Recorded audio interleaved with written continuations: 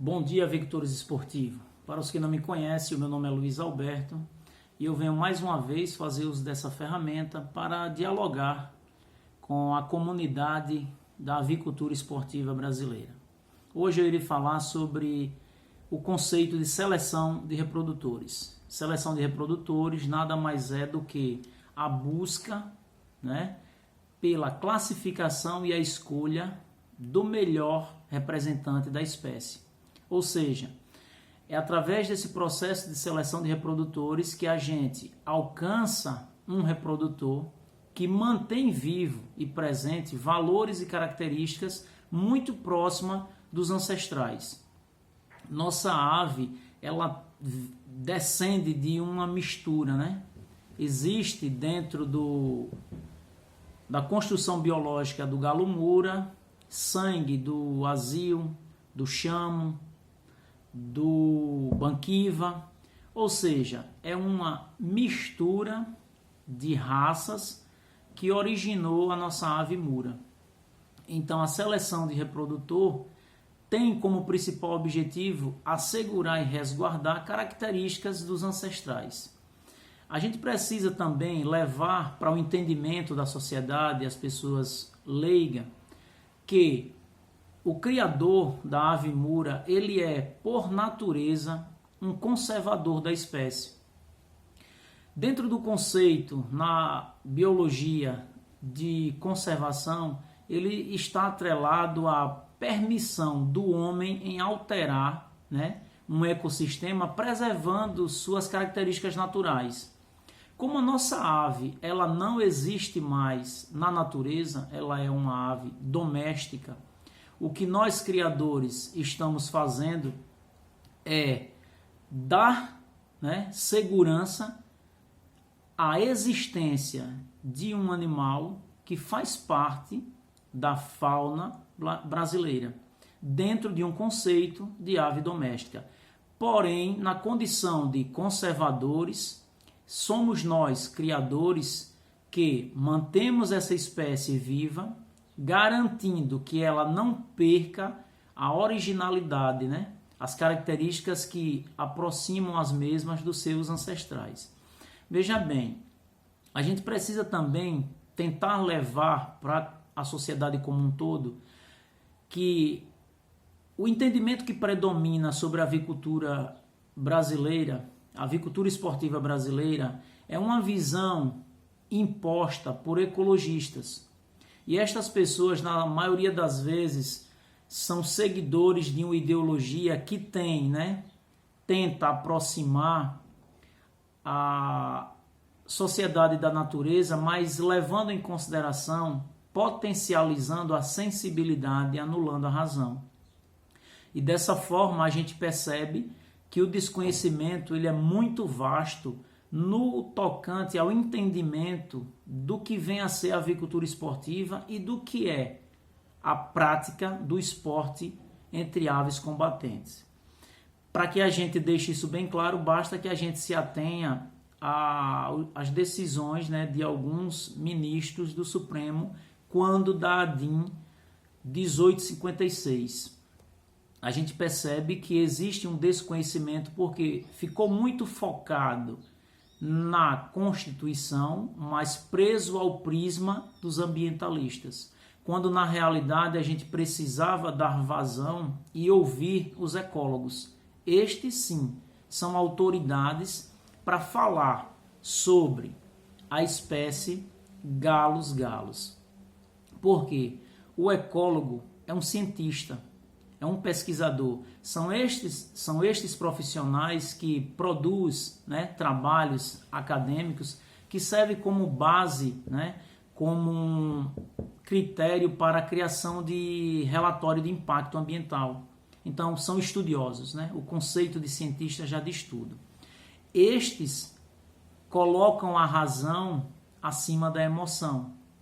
E nessas questões de critério de julgamento balizado na justiça, a razão jamais deve ceder espaço à emoção, à paixão, dessa forma permitindo que a sensibilidade defina os rumos de uma espécie do nosso país. A gente precisa lembrar que o artigo 225, no inciso 2º e no inciso 7º, o que é que ele busca fazer? Ele busca demonstrar que é uma responsabilidade do poder público e da coletividade assegurar a conservação e a proteção de qualquer patrimônio genético brasileiro. Essa ave, é inegável que ela faz parte do nosso banco genético nacional. É importante a gente lembrar que nós, criadores, estamos fazendo o que os órgãos de fiscalização e controle deviam fazer e que isso tem um custo. O IBAMA, ao invés de sacrificar, a Polícia Ambiental, ao invés de sacrificar, devia preservar e conservar uma espécie que tem na figura do criador o seu maior protetor, que, sem onerar ao Estado, mantém, conserva uma espécie, mesmo sofrendo os estigmas, né, e o preconceito que sofre.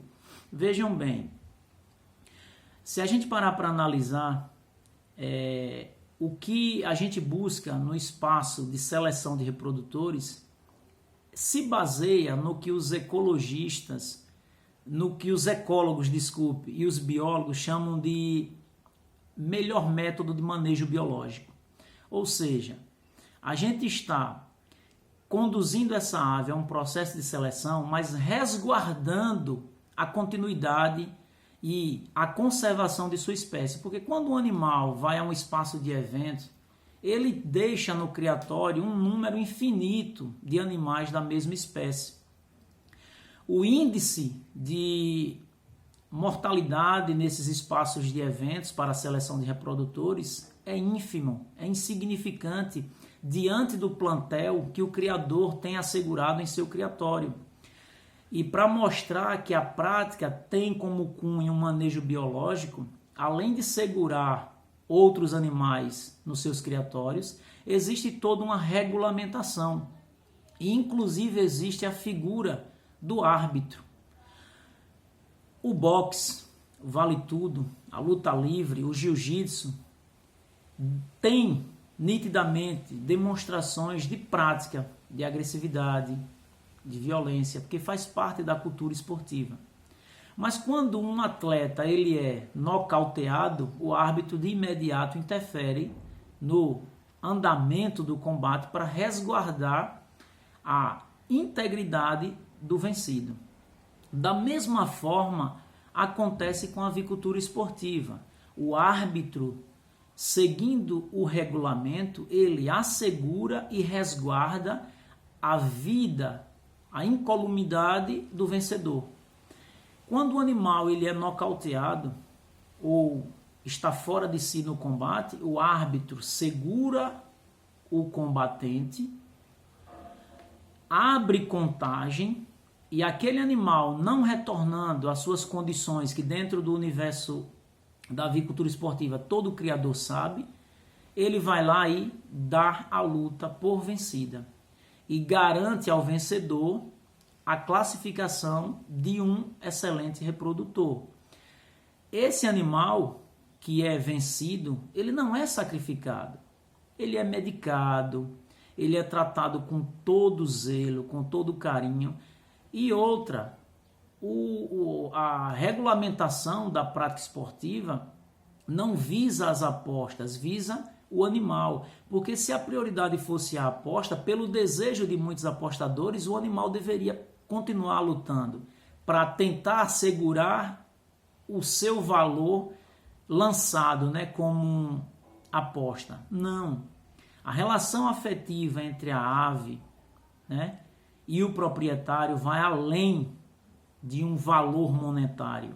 O valor afetivo está acima de apostas e se atém a uma melhor representatividade do proprietário. Ou seja, eu me vejo no meu animal. Vencer para mim é uma questão de orgulho imensurável. Não é um valor financeiro. Então, essa seleção de reprodutores tem como principal objetivo escolher o melhor escolher o animal que mais se aproxima dos seus ancestrais, preservando a agressividade, preservando agilidades, destrezas, são valores que na avicultura esportiva são incriminados, mas em outras áreas de pesquisas científicas é aceito. Então veja, o nosso manejo biológico é no intuito de preservar traços e valores que aproxime a nossa ave mura, galo combatente brasileiro, dos seus ancestrais. Mas se a gente for falar em manejo biológico na suinocultura, ninguém questiona. Na bovinocultura, ninguém questiona. Na fruticultura, ninguém questiona. Quantas tecnologias são utilizadas para aumentar o volume de polpa nas frutas? Recentemente eu estava fazendo uma leitura e me deparo com um avanço na produção agrícola brasileira, tendo uso de iluminação de LED nos espaços de plantios da soja. Ou seja, uma maior luminosidade propicia à planta mais tempo de fotossíntese, de metabolismo, né, dos nutrientes e ganho de produtividade. Quantas pessoas não sabem que a gente consome o transgênico porque ele oferece maior resistência a pragas, a infestações? Ou seja, em toda a área o manejo biológico é bem-vindo e não é questionado. No nosso caso, que estamos assegurando uma espécie que não onera ao Estado, que tem na pessoa do criador o seu protetor, o seu preservador, que segue um manejo biológico, não é compreendido, é questionado, baseado em conceitos e princípios de leigos. Ambientalistas conhecem muito pouco ou nada conhecem sobre as espécies. São seguidores de ideologias, de bandeiras com cunhos ideológico-político, que conseguem impor a sua visão de mundo baseada em um senso comum, se sobrepondo a conceitos e trabalhos de ecólogos, de pessoas que têm credibilidade no universo acadêmico científico, mostrando a real necessidade da regulamentação da avicultura esportiva como medida protetiva na segurança jurídica da manutenção dessa espécie, galo mura brasileiro. Precisamos, o quanto antes, despertar para a necessidade de inserirmos outras áreas do conhecimento no embate sobre a regulamentação da avicultura esportiva no nosso país. E os biólogos e ecólogos são profissionais com notório saber que podem contribuir em muito para a nossa regulamentação. Fazendo uma pesquisa, a gente, em qualquer documento histórico, a gente percebe que a avicultura esportiva no Brasil sempre gozou de credibilidade e tinha figuras de grandes vultos envolvidos. Chateaubriand, General Cristóvão Bastos,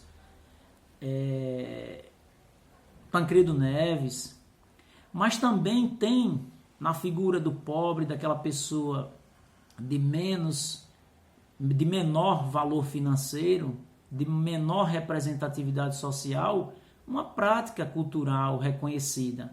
Basta que nós nos atenhamos a alguns relatos históricos. O próprio Machado de Assis reconhecia a avicultura esportiva como o jockey clube do pobre, ou seja, é um traço cultural que envolve a todas as camadas sociais e que traz, sim, inclusão social para o país.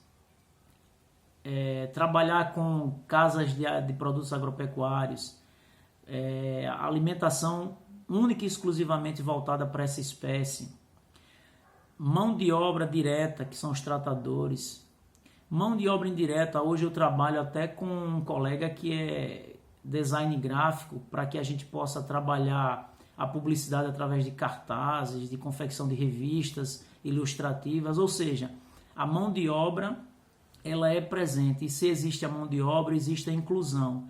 E eu não entendo por que a visão imposta por pessoas que não conhecem predomina em nosso país. Então vamos dar credibilidade ao que a ciência nos revela.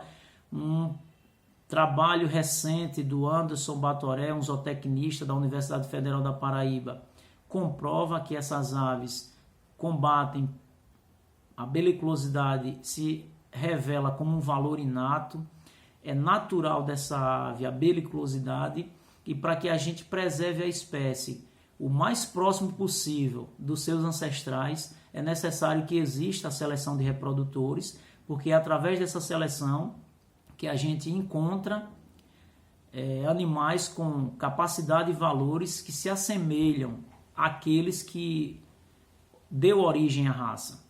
A gente precisa entender que a gente tem que sair desse universo da hipocrisia. Não se permite, não aceita a seleção de reprodutores entre animais que nasceram com essa capacidade.